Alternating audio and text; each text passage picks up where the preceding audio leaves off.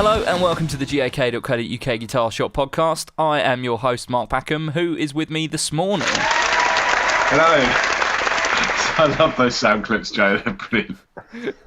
Who's with me? They're pretty good. Hello, I'm Matt. I'm the manager in store. And I'm Joe, and I'm here for bass-related queries. Now, you may have guessed from the quality of the audio on this podcast, we're actually doing this on Sunday morning via Google Hangouts. So the quality's not going to sound quite as good as normal, but Joe has found the Google soundboard, so, you know, you give and take. So Yeah. So sorry about the quality. We couldn't all make it into the same room at all this week, so we're doing this Sunday morning to still give you a short little podcast. And also to kind of try out Google Hangouts, because we want to do some stuff possibly next week for our 50th episode, where we invite a couple of you guys on, or a few of you guys on, to try and do a live hangout maybe. And if people do want to get involved in that, we talked about it last week, just email podcast@gak.co.uk. How have you been anyway, fellas? Good. Got a bit of a cold, post-holiday cold. But, you know, apart from that, all good. What, have you had done any guitar stuff this week? Anyone been gigging? You had some gigs, haven't you, Joe? Yeah, I've had a couple of gigs. I played the Black Heart in Camden the other night, and it was awesome. It's like a craft beer pub with a venue above it. It was wicked. And they do, like, all sort of, you know, pulled pork and beef brisket stuff. It's goddamn brilliant. Everyone go there. That sounds like a dream. It was a dream. It was a dream right up until... They don't do any beers that you've heard of. It was a dream right up until I asked for whatever their stout was that they had, and they poured me a pint of it and were like, yes, £6.10. Well, isn't that a standard London price anyway for I think probably. Foster's or whatever? That's cheap. Yeah. Where'd you go? That's cheap prices. I don't know how you live in London, Matt, I've got to admit. Well, you know. Yeah.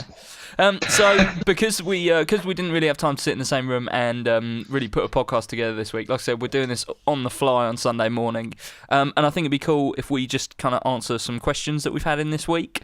Yeah, it's been quite a few. We've had loads, yeah. So a little bit different from our normal format. We're just going to do some questions and try and give you guys a short podcast this week. Let's crack on with these questions. So Nick via email says, "Hello chaps, I was thinking about buying a multi-effects unit. What would you recommend for someone who's looking to use one for modulation, delay, etc.? Not fussed on distortion, as we all have our favourites. I've got a nice budget, so things like Axe Effects would be in my price range." Matt Knight, over to you. Oh, that opens up all the doors. Yeah, so basically it's a multi-effects with not too fussed about the distortion and an unlimited budget. Wow, that is a dream. That is the dream. What should Nick be looking at? Well, I mean, I don't think you need to spend as much as an Axe Effects or something like that, but I think you could probably go. I think like maybe even just like, you know, we've said we'd love the Line 6 M5s. Why not just go for an M13? Like, yeah, the M13's pretty tip top. For that, so all the loads of effects, you can have 4 effects on at once. You've got what 13 different. 12 different pedal patches that you can then each one of those will then have 12 effects. So I mean, you could have a lot of presets, and that will just, you know, there's no amp modelling in there. So something like that would be good rather than going down the. I think the thing is about going for a rack unit is that you've then got to buy the MIDI foot controller, and they're not as necessarily easy to program because they're on a tiny screen. So going for a big floorboard, or as we were talking, Mark, when we did the Line 6 event, someone about the ME80. Yeah. ME80 is like a really good option as well. I personally think that M13 is the way to go. Like the quality of the effects is super high, and having all those presets in there, like 13 presets that you can tap, like on the front of the board. But also, I mean, there's almost infinite amount of presets in there, isn't there? Yeah, well, basically, so I think what it is it's 4 pedals, each have got 3 buttons, so it's 12, not 13. So it's 4 pedals, so you can have 4 effects on at once, but then each board or strip, as it were, can have 3 effects on there, and then each one of those then has its own scene, which then opens up another 12 effects. So you can basically have an entire pedal board of 12 effects for each song. For example, you've got 12 songs, you can have 12 pedal boards, and each one of those can then have its own sort of set of presets, which then, you've got everything. I think you've got 99 effects in there. And they're discontinuing the FM4 and the MM4 and the DM4, I think. So the DL4 is the only pedal they're going to be doing. Really? I didn't realise I think so. Yeah. Wow. and it's not the M13 is not even hard to deal with on a programming sense of things. It's not like some of the sort of top end Boss stuff or anyone else like that, or Zoom or anyone where you've got really complicated interfaces that you've got to flick through to change everything up. It's it's just like having. It is actually like having stomp boxes on the floor. Well, exactly. I mean, it's not quite as rotary as the ME80, but it's the screen itself is very, very simple to use. Yeah, I mean, I would say, you could go down the route of something like the DV Multi-Mark or something like that, or the Kempfer, which has got loads of stuff in it as well. But if you don't want the amp modelling side of things, then you'd be spending a lot of money on stuff that you don't need. I think that's the differentiation to make, is like things like Axfex and Kemper and the Multi-Mark are really about like the quality of the amp modelling, whereas Nick, if you're saying that you've got your own distortions that you like, you've probably got your own amps that you like, and those things are kind of almost rendered a bit pointless, really. I mean, the only other one I think maybe to have a look at would be like the TC Electronics. Yeah, I suppose if you've got that sort of thing. Well, no, you could go to the G system. Oh yeah, because that's actually got no distortions in it at all. That is all just modulation effects. Yeah, I mean, I would say that those would be your two options. M13, which kind of, there's loads of stuff in there, it's all on the front of the unit. The G system becomes a bit more interesting because of the things it can do with like effects loops and stuff like that. You can almost have that as like the hub of your rig, can't you? Yeah, well, I mean, I suppose the nice thing about that is that you've got effects loop on there. So, I mean, we set a board up for someone a couple of years ago, and I remember he bought everything from us. He had nothing, and he bought like a G system and loads of like other effects. And like Nick says, I've got my favourite drives where you can patch those in, and then on your presets you can set what modulations, delays you want, and then you can patch in your own drives. So that would be a good option. And then you can remove. I think, as far as I remember, you can remove the middle, and then that can be rack mounted, and then it's just on the floor, isn't it? That's right. Yeah. You can remove the core and have everything in like a rack mount, and then you can just have like a multi-core cable that just comes down to the foot switch and just have all the buttons. But the nice thing about that is all the foot switches are the rotary controls, aren't they? Because you can turn all the knobs, and then they like change all the sounds as well. So I suppose if you want to spend a lot of money, then that would be a really good option, especially if you've got all your own drives as well. How many effects loops are there on there? Can you remember? 4, I think. Yeah, so you could effectively have a different drive pedal in each of those loops, and then when you go and put the loop at the front of the chain, so that when you bring up a patch, if you leave all those distortion pedals on, all the drive pedals on, you could then bring in patches that kind of it's almost like having that as part of the multi effect. Yeah. Yeah, I think that's and I think there's MIDI control on there as well. I mean, there is on the M13, but I think the G system, for me, the TC electronic effect, the modulation effects in there are like super, super high quality. Yeah, like really pristine and really like crisp and clear.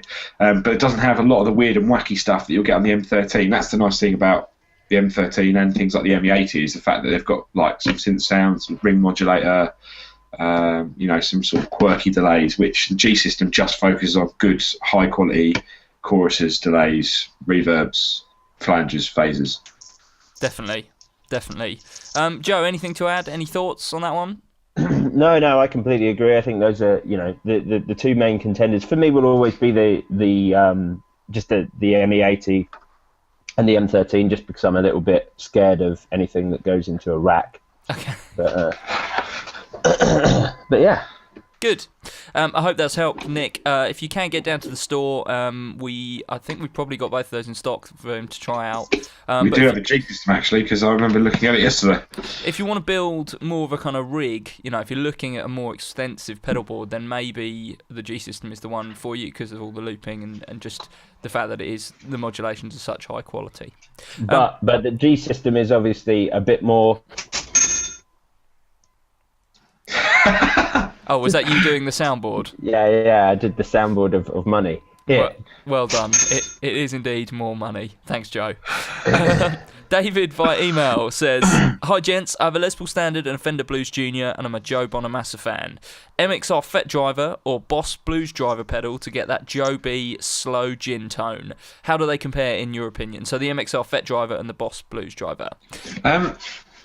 Well, I think they're almost two different pedals, really. The Fet Driver, because we did a demo on the newer one, didn't we? Yeah. The other week, and it's much more. It's a lot more saturated, and it's a lot more like a valve amp cranked up. And when we did Joe was there when we did the videos with Joe Bonamassa, and he had one on his board, and how much just like more oomph it gives the sound. Where the Blues Driver is much more on the lighter side of things and kind of just works if you've already got a fairly driven amp, just to push it a bit harder, which with a Blues Junior, you can get a bit of drive, but it's not like super distorted, or it's not like having a distortion channel on your amplifier. To me, the Fet Driver works better as just a standalone pedal, so you can have a clean sound on your Blues Junior and then have the Fet Driver for all your kind of tube-like distortion. I'd like to throw another pedal into the mix for this sort of sound. The Crowther Hot Cake. Yeah. Definitely worth thinking about. That's again quite transparent, isn't it? So that's much more like the Blues Driver. Yeah. Yeah, I think it depends where you want to go, really. Do you want to run your amp clean and get a Bonamassa tone from the pedals, or do you want to run the amp a bit hotter and push it in the front end? And if you want to do it that way, that kind of opens up a load more options. Things like the Hot Cake, even just a Tube Screamer, BD2, or if you want to spend a bit less money, things like the Moor. Is it the Green Mile? Yeah, the Green Mile, really, really nice. The Hustle Drive is quite nice. The Hustle Drive, I can't remember what it's based on now, actually, but I don't know if they based that one on a Hot Cake or not. But those ones are quite, like you say, quite transparent. So it doesn't kind of like totally like muddy your signal or anything like that. You still almost get a little bit of guitar sound come through as well, which is nice if you're just trying to push the amp a little bit harder.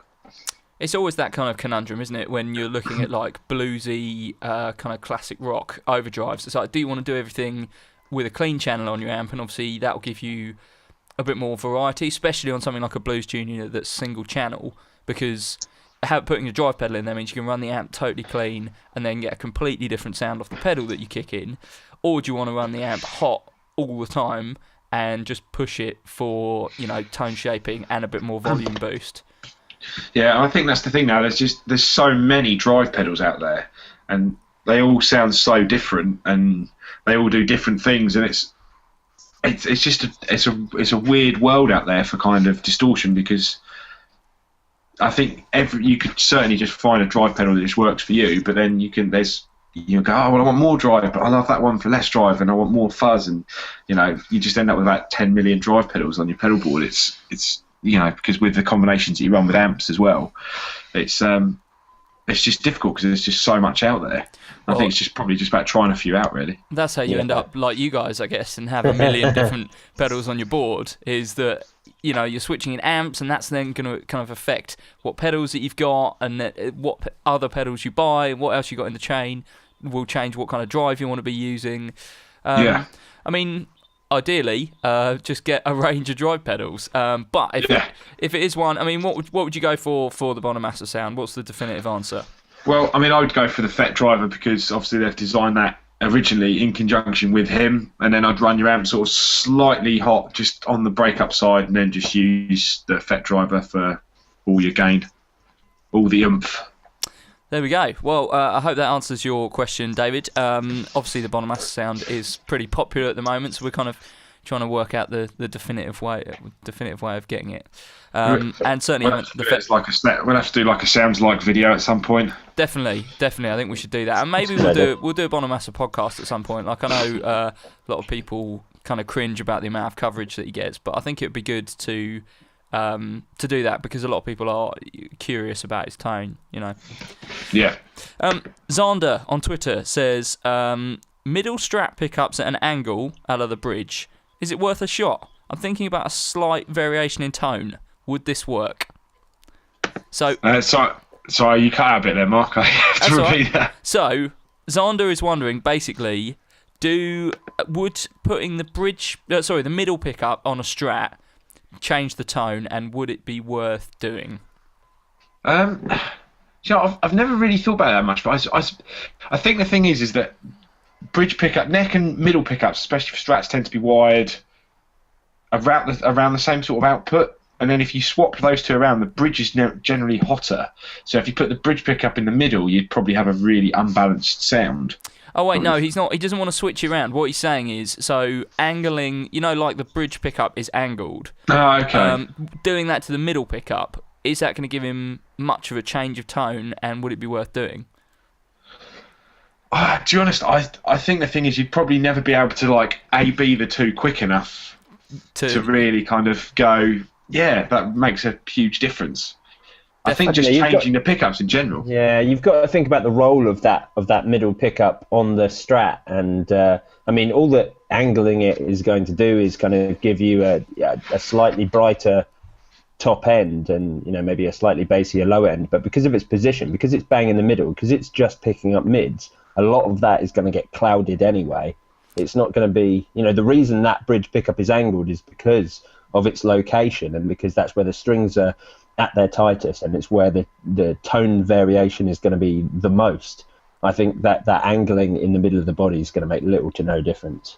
Yeah, I think look at changing the pickups. Really, that's what you'd want to do. If you, I think the thing is, if you're playing your guitar and you're like, oh, this isn't the sort of sound I want, just clean straight into the amp. Oh, my pickups aren't giving me X, Y, and Z. Then maybe it's look at changing your pickups rather than adjusting, say, the pickup angle. But if you're really curious about what different ones sound, I know Variax, their Workbench did it, so you could always get a Variax and mess around that way. But I think that's probably an expensive option to do it. I think what you need to think about when thinking about the middle pickup on a Strat is that for most players it's just there for the out phase sounds. Like, not many people use that as their standard sound.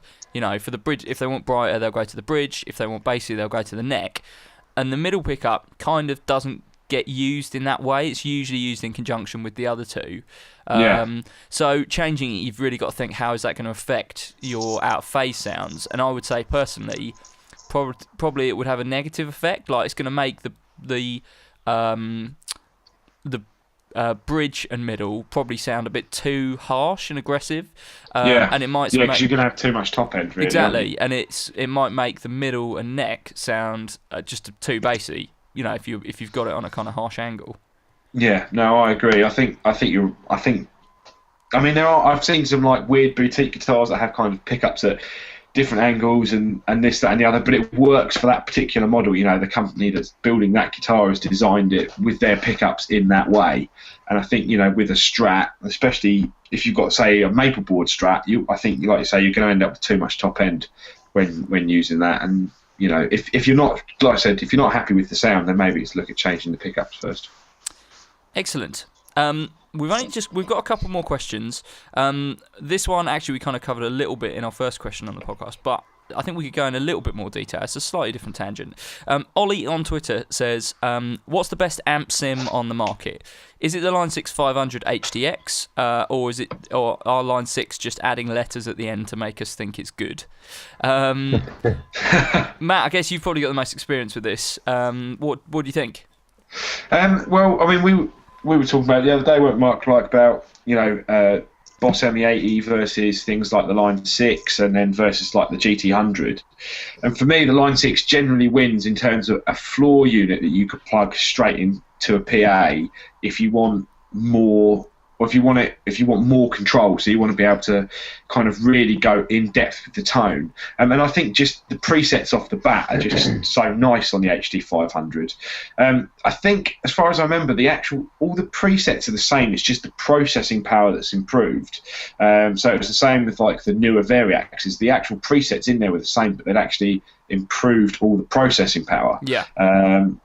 So unless you go down the route of buying a Kempfer or an Axe-Fx or something like that.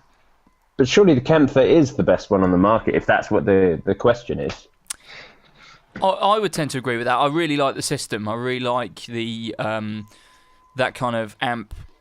And I was going to say amp modelling, but it's not really in the same way, is it? It's I just think it's what Line 6 used to create their all of their pedals. This is you've got access to that sort of backdoor technology that they've been using to make everything. Well, that's and the that's key, what makes isn't it?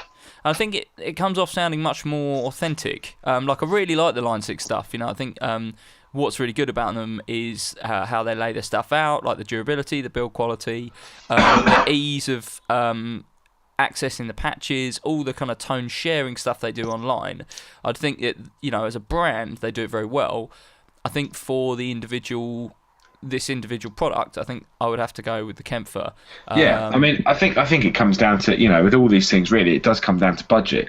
And I'd say if you want amps, you want loads of amp simulation, you're not too bothered about effects, so opposite to the previous question, then yeah, I mean, perfect, because every time you went to a studio, every time you went around a mate's house and you're like, oh, I love your sound of your Fender Twin, you can capture that sound and then it's there. I mean, you're effectively creating your own models and you can create your own library of sounds that you can then recall at any time. With the Line 6 one, yes, you can do that. But after a while, presets start to sound a bit samey. Yeah. On those sort of things, because you go, I'll dial up a Marshall sound and I've got kind of these generic controls where you can kind of tailor every tiny aspect about each model in the Kempfer. The Kempfer, I just think, is the way to go, and especially for someone who's doing something like, like you say, like they're a studio owner or they've got a lot of mates that have got a decent range of decent range of amps. Just going around your mate's house and, like you say, modelling their JCM 800s that they've spent, £1,000 on or whatever. If you can then take that model home with you, that's a good system. Yeah, I imagine it must be. I don't know if anyone's been to a studio yet that's had one, but it must be really weird to not have loads of vintage gear lying around and maybe just have a Kempfer that's kind of got everything in it. Oh, I have done exactly that. Like, I know someone who runs a studio who has for years just been collecting like vintage Marshalls, and he's got other bits. He's got like Soldano and things like that. Most of which in the last year or so since he's had the Kempfer, he's sold it on because he has gone, yeah, this amp sounds great, but I've got a range. I've got 4 go-to amps, and I have this around for the once every 18 months that someone needs to use this particular sound. And he says, the Kempfer doesn't sound exactly like that amp, but it's good enough for a sound that he uses every 18 months. And he's now built up this amazing collection of patches on the Kempfer that kind of see him through. And I think for a tool like that, it's just really, really useful. Yeah, because I'd imagine it fires audio in and out via the USB, so you can use it for reamping as well, I think, as far as I'm aware. Yeah, you can do reamping on it, as far as I'm aware. But yeah, it's just a really useful studio tool, and for me, the most authentic sounding amp modeler, really. Like, I've always really liked the Line 6 stuff, but I think the Kemper's kind of has come in and changed it up a little bit. It's kind of the next level, really, for that. Yeah, that's it, isn't it? It's a different kind of quality benchmark, the Kemper. What, Joe, on the bass side of things, just while we're kind of on this topic, how do you feel about some of the that kind of thing for basses? I mean, I know the Mark Bass one is out there doing it. What else is on the market, really? I think it's a lot easier for bass, the kind of amp modelling thing, especially when amp modelling tends to be something that's done more in a studio than a live situation. And for studio, you and me have spoken about it before, where we've gone into the studio to record and we've mic'd up great vintage Ampegs or SVT classics, and also run signals straight into a SansAmp bass DI. We've both ended up using the signal off of the SansAmp rather than the Ampeg itself, and it just, I think, because we're a bit, I suppose that bass is a little bit more simple to record in that sense, so there tends to be a lot more easy things to get hold of on the market for that, and we require a bit less. So things like the SansAmp range are great sort of Ampeg modelers for not a lot of dosh. I guess with bass, you just generally want one good bass sound. You don't need the variety that you're going to need on guitar. So, yeah, I mean, even something just like the SansAmp bass driver or SansAmp bass DI will do the job, generally. It creates a good variety of sounds, but you don't need like loads of switching. You don't need the effects and stuff in there. It just really works. I completely agree. I mean, Line 6 did run with the bass pod. I think the bass pod's discontinued now. Well, yeah, they do the multi-amp now, don't they? So that's kind of a similar thing, but with a power amp attached. Yeah, and you have obviously you have the Mark bass. What do they call the Mark bass multi-amp? Is it just the multi-Mark bass? I think it's just called the multi-amp, isn't it? Bass. Yeah, Oh, right. yeah. Okay. I think they do like a specific bass one. Yeah, they're great. I mean, that sounds really good. I had a mess around with one of those with Krista, and they sound brilliant. But yeah, I think exactly as you say. I think with bass, much more than guitar, you just need that one good sound. And I think SansAmp, especially since they've introduced the VT series of stuff. I mean, what I love about the VT series is they have. I think I mentioned it like a week or so ago, didn't I? Where they've got that character control on there, where it just takes you through kind of SVT sounds through the ages. So you have everything from sort of your modern sort of SVTs through to the old flip tops, Definitely. and that seems to cover sort of everything. I mean, come on, 90% of bass players are after that Ampeg tone anyway, so it's kind of it has everything sewn up in that sense. I think they're such a strange product because in theory, like the bass driver DI hasn't really changed for years and years and years, and it still sounds good. And no one, in my opinion, has really done anything to touch it in terms of like analog modelling. Agreed. Yeah. I mean, there have been a few things that have kind of, in that sense, if you're talking like for bass, it's more in a stomp box format than guitar. Then you've got things like Electro Harmonics tried it last year or the year before with the bass metaphors. Oh yeah. And that kind of, it didn't do too well. It just didn't compete well enough with the SansAmp. MXR have brought in quite a decent alternative in the M80 bass DI, which is perfectly good. But yeah, as you say, nothing really touches SansAmp. That's the problem is when you've got a product that basically just hits the nail on the head first time, it's difficult for another company to come in and maybe do something that sounds better when the initial product sounds the best already. Well, exactly. Who doesn't want to sound like a classic Ampeg? And this is exactly what that pedal offers. Such a simple product, but it really does the job, Let's do one more question, guys, and I'll let you go and do whatever you do on a Sunday morning, go and have a roast or whatever your plans are. So, Andy on Twitter says, "Hi guys, love the podcast, listening each week driving my lorry. My question, what are the top riffs or songs played by customers?" Oh, there's so many. There's so many now that I just don't know. Yeah, I think I've lost touch with what the kids are listening to these days. Do you know what? I have never listened to a Metallica album, but I know most of their songs. Yeah. You could go to a concert and like you'd know the intro. You'd know the intro to every song. You'd be like, "Oh, I know this one," and then it would kick in. And you'd be like, "Oh no, wait." Totally. Right, I've had experiences where I've heard a song on like I happen to be watching like Kerrang TV or whatever, and a tune's come on, and I'm like, "Oh, that's what this is." I've been hearing this intro for like 10 years, and I finally now know what song this riff belongs to. I mean, yeah, it's weird because you still hear. I mean, I don't know. I know when when I went through to Pro Audio and asked someone, it's like, "Oh, it can't be the same Pro Audio." It's like, yeah, no, we hear like Final Countdown like all the time. It's like the same like little piano riffs, classic keyboard riffs. I think you get it in guitars and you get like Sweet Child of Mine and stuff like that. But I think a lot, especially for like metal and stuff, it's just like such technical playing. I don't think you could just pick a riff out because it just sounds like really technical playing. Yeah. Like a lot of the time. I think no, carry on. I was going to say, I think it's funny having worked there for such a long time, seeing like the evolution of what people are playing. Like when I first started, a lot of the time, you get kids playing like, okay, so two of the big ones were like that Sum 41 song, Fat Lip by Sum 41, so the riff to that, and also Hash Pipe by Weezer, and and then that sort of faded out, and then you were getting like My Chemical Romance stuff, and American Idiot started, like, used to hear that all the time. And now, probably, I mean, it could be because I just don't keep up with modern music. But it could also be that I think music has become a bit more fractured. Like, not everyone listens to the same album or single in the way that they used to. But like, I very rarely recognise riffs in the shop now. Yeah. It's weird. I think there's so much music out there, and to be honest, if you come into the shop on a Saturday, that you'll hear so much noise. Sometimes it's difficult to even pick out an individual guitar player. But you do still hear like a lot of sort of classic stuff, and that is generally from like much younger people who are obviously learning from a teacher, and they're like just showing them like classic songs. But then when you get a bit older, you just tend to learn what you listen to, and I have no idea what that is anymore.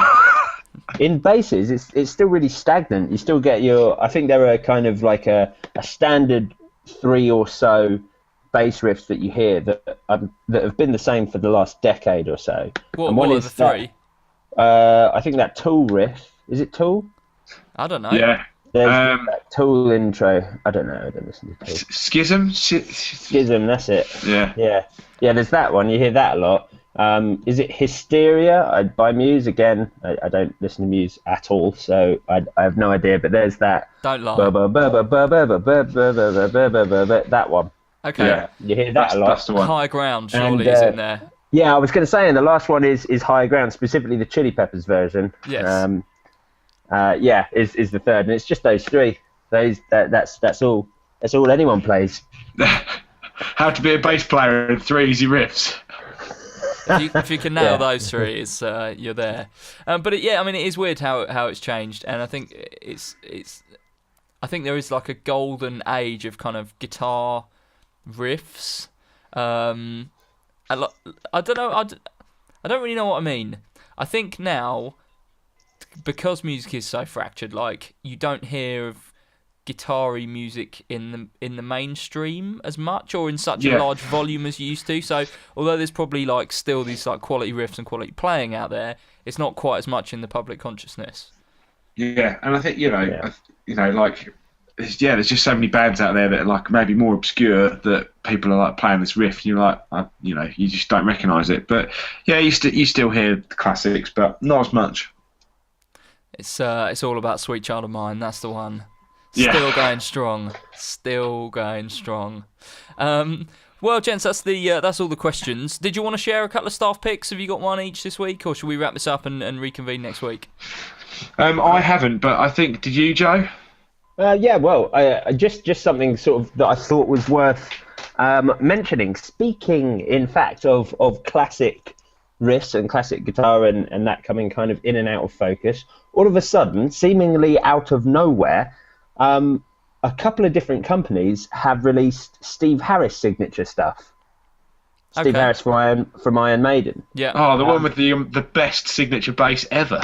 Yeah, as in the the glitter Lake Placid blue P bass with a mirror scratch plate and like super heavy flat wound strings. That's right. Yeah. So that is what it is. So a couple of companies, Rotor Sound and Seymour Duncan, have both put out signature Steve Harris stuff recently. So, and we've just got in the Rotor Sound Steve Harris signature set of flats. So it's 50 to 110 flat wound strings, but the flat wound strings are, and unfortunately they don't give me any information on any of the packaging or any of the write-ups on exactly how they do this, but the flat wound strings are more aggressive than ordinary flat wounds, which I think is cool. That's totally usable and useful. And having like a really heavy gauge of flat wound string is going to make the tension on that bass so tight, which is perfect for what he does with those little 2-finger tricks. Are you still using flat wounds, Joe, or are you?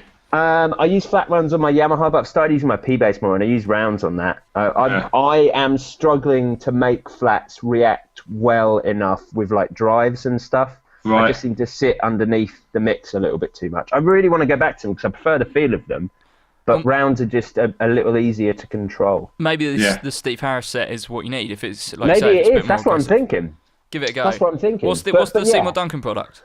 Well, the Seymour Duncan one is a set of Seymour Duncan custom shot Steve Harris signature P bass pickups, which I thought was brilliant that these two products have turned up, because they both kind of have the same ethic, which I think is kind of the ethic of Iron Maiden, in that the pickups are very classic. They're they're like the vintage hot pickups, but hotter and with accentuated mid-range. Yeah. But still with those kind of small like vintage style pots, so not like the quarter pounders for P bass. And I think that's important because I moved to quarter pounders in my P bass, but it was because I needed something bigger and louder and with loads of mid range. And these I wish I'd seen these first, because they offer you that without losing any of that the vintage style sound, and the strings have kind of got that same ethic. It's a loud, aggressive version of vintage, and so often